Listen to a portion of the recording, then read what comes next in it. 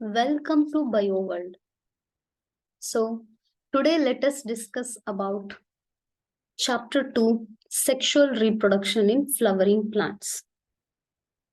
So, in sexual reproduction in flowering plants, you people will study about a flower, which is a fascinating organ, about the structure in detail, and a pre fertilization. Before the fertilization, what are the structure and events, and about the double fertilization. And after a double fertilization, what are the process post fertilization events?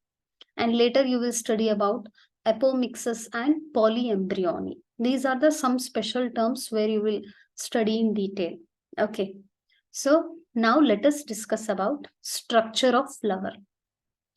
So you people can observe here the structure of flower, students, where you people will see the structure of stamen, carpel, sepal, petal. These are the four whorls of the flower.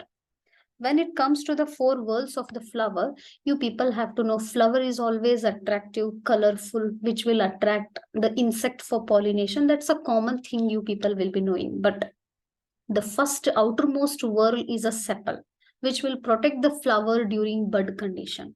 And the second layer is that's a petal. The second whorl of the flower is petal. Petal, you people can observe the petal structure, which is colorful, attractive for the insect. And the third whorl is stamen. So you people will observe the structure of stamen here. Just I'm focusing here. See everyone. This is an anther and this is a long stalk termed as filament. The anther filament together termed as a stamen. And later you people will observe the fourth whorl, that's a carpel, which is also called as pistil. In carpel, you people observe the structure. That's the first one comes as a stigma and the long style, long elongated structure style, and the bulged oval shape that is termed as ovary. Inside the ovary, you people will observe the ovule. So this is this in this A diagram, you people can observe the structure of female reproductive flower. That's a stigma, style, ovary, and thalamus. Okay. And here you people can see the name they have given in a B option, syncarpus ovary, syncarpus. Sync means fused carpus ovary. Okay, carpel. In C option, you can see the carpel. Here they are discussing about the fused carpel and the free carpel. Syncarpus means fused. Apocarpus means a free carpel. Syncarpus means fused carpel. Understanding? So now let us know in detail about the structure of flower. You people can see a flower, it is a modified shoot which is meant for sexual reproduction. You people know about the bisexual flower, the flower which is a modified shoot. Why they have used the word as a modified shoot? You people know a shoot which is modified here and that has developed into a flower. And that flower is meant for what, students? It is meant for sexual reproduction. Okay. So here you people have to know that a typical flower consists of four whorls, which I have told you people. That's a sepal, which is called as a calyx, corolla, which is called as a petal, and stamen, which is termed as androecium, and the carpel, which is termed as gynoecium. Okay, so the stalk of the flower stalk, it is termed as what? Pedicel. It is termed as what, students? It is termed as pedicel. Okay, and the next thing you see here, the whorl of the flower, the whole flower, it is borne on an expanded tip, and that expanded tip is termed as what? Receptacle, or it is termed as thalamus. Okay, so you people see here the outermost whorl is what? Calyx. And I have told you people about the function. It protects the flower during the bud condition. And I have told you people the next whorl is petal, which is termed as corolla. So what does the corolla do? It attracts insects and birds for pollination. Okay, this is what about the structure of flower. Only the basic thing you will study here. And the next comes is, yeah, you people can observe the structure here. Anther and filament. Anther, which is bilobed, and the long stalk, which is filament. So the anther filament together termed as what? It is termed as what, students? It is termed as stamen or androecium. Okay. So These all comes under pre-fertilization. Before the fertilization, you people will study about the structure of flower. In that, you will study detail about the structure of anther and structure of ovary and structure of ovule. Inside the ovule, the structure of embryo sac. In detail, you will study it's what before the fertilization. But after the pollination, whatever the fertilization takes place, those are post-fertilization events. Okay. So now see here what they are saying, students. A bisexual flower. What does it mean? A bisexual flower means what? A bisexual flower means the flower which has both stamen and pistil. It means what? It has a male reproductive part. That's what a male reproductive system, androecium, and a female reproductive system, gynoecium. If the flower contain both parts, then it is termed as what? Bisexual flower. Okay. Understanding, everyone? So androecium means what? It is a male reproductive structure. You people can see here. It contains a bilobed anther and a long filament, which is also termed as stamen. Right. So a typical stamen, it contains what? The same word what I have repeated here. The long and slender stalk, which is filament. And the terminal, generally, it is a bilobed structure. See here, anther is bilobed. And you people can see the filament, which is long and slender. So you people have to follow your NCERT points, because through the NCERT, whatever the points are there, whatever given in your NCERT textbook, that will help you even for your NEET and even for your theory board exams. Okay. So the proximal end of the filament, what they are saying, this filament structure, it is even attached to the thalamus, or it is attached to the petal of the flower. So you people can see here a typical angiosperm. Angiosperm means what, students? In a kingdom plant, one of the higher division is a angiosperm. So kingdom alli baruvanta classification yaudri division. So in a kingdom plant, where it is having the classification, that's a division where you will study algae, bryophyte, pteridophyte, gymnosperm, angiosperm. In that, one of the higher plant section, higher flowering plant, that is considered under the division angiosperm. Okay, that word has lots of meaning. So a typical angiosperm is bilobed. So you people have to know that anther are always bilobed.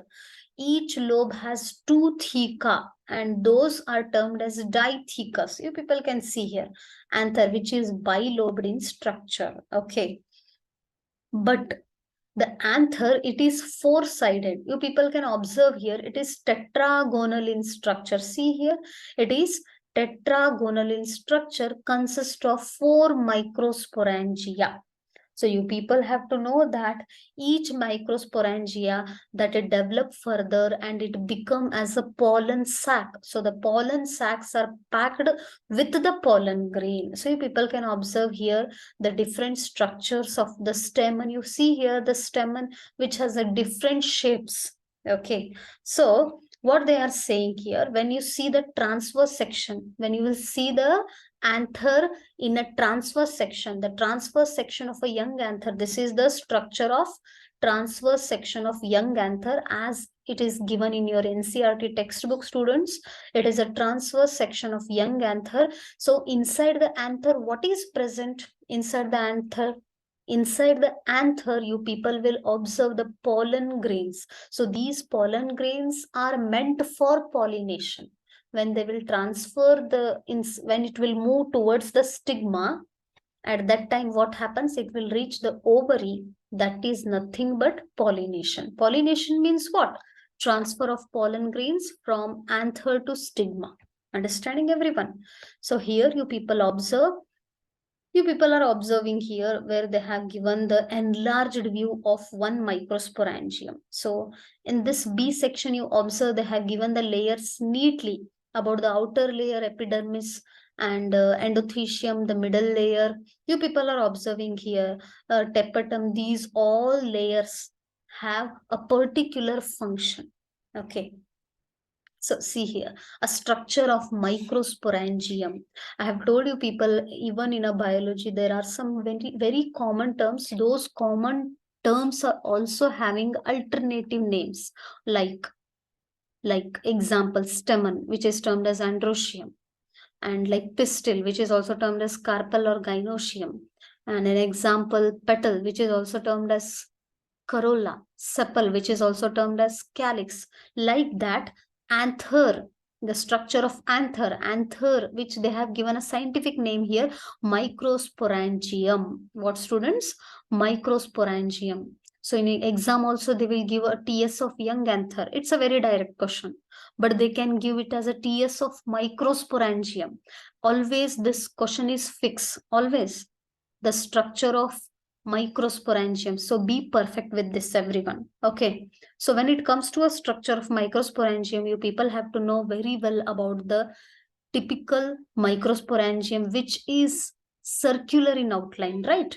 So when you see here, these anther in a transverse section, it is surrounded by 4 wall layers. What are those 4 wall layers? You people see here, the outer layer, that see here, epidermis, endothelium, middle layer, and also tapetum. These are the 4 layers of anther, which is also termed as microsporangium.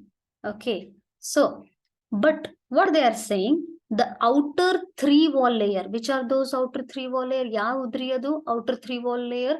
Those 3 wall layers are epidermis, endothelium, middle layer. These 3 wall layer perform a function, that's a protection. To whom it will protect? It will protect the anther. It will protect the pollen grain which are present inside the anther. So what they are saying, these 3 wall layer perform the function of protection, and it help in dehiscence of anther to release the pollen. So what happens when there is loss of water? What happens when there is a maturation of anther? The anther dehiscence. So when it dehiscence, there is a release of pollen grain. Understanding, everyone? So the innermost layer is what, students? The innermost layer, it is termed as tapetum. You can observe here the innermost layer, which is also called as tapetum. So what is the function of tapetum? It will help, it nourishes the developing pollen grain. So it will give nourishment, and it will give a nourishment to the developing pollen grain. Understand, everyone, this is very, very important. You people have to know about the structure of microsporangium, where the outer 3 wall layer perform a protection and helps in dehiscence of the anther to release pollen, and the tapetum which helps in nourishment of developing pollen grain. There is vast difference in between these. Okay, so the cells of tapetum, what they are saying, the cells of tapetum, it has a dense cytoplasm, and they have, what they are saying, generally they have more than one nucleus. You people can observe here the tapetum, where inside you are observing the nucleus, right? So it has a dense cytoplasm and nucleus. Okay, so you people can observe here, in a young anther, the microsporangium, it contain a group of compactly, not loosely, compactly arranged homogeneous cell. Homogeneous means same type of cell. What they are saying, inside the structure of anther, you observe here what they are saying.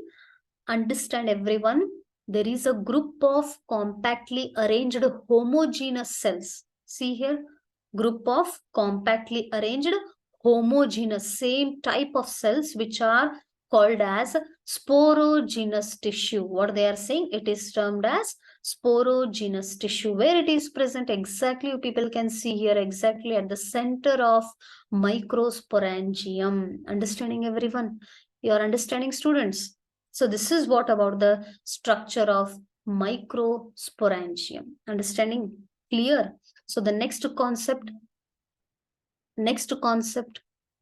tomorrow I will explain you about microsporogenesis. Thank you, students.